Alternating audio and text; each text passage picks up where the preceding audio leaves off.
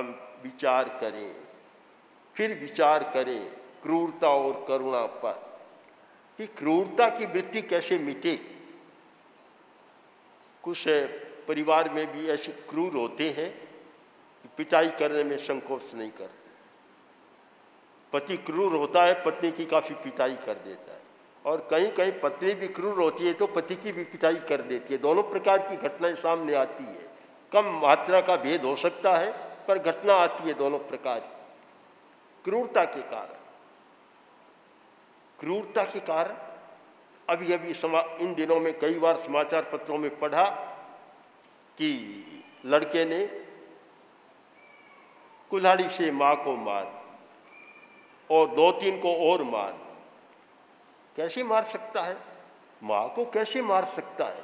पर जब क्रूरता की वृत्ति जाग जाती है, फिर यह विवेक नहीं रहता कि मां है, पिता है, कौन है। उस समय तो ऐसा भूत सवार होता है, भूत सवार कोई पता ही नहीं चलता। और जब भूत सवार होता है, आसुरी वृत्ति आती है, कोई भान नहीं रहता। हम हरियाणा की यात्रा में थे, एक गांव में पहुंचे, भाई आया, आकर बोला कि हम बड़े दुखी हैं, पूरा परिवार दुखी है। मैंने कहा क्यों दुखी है? उसने कहा कि कोई प्रेत आत्मा है, वह सता रही है। मैं कौन है? कि हमारी घर की है, हमारी घर के लोग मरे और वे ही हमें सता रहे, इतना दुख देते हैं।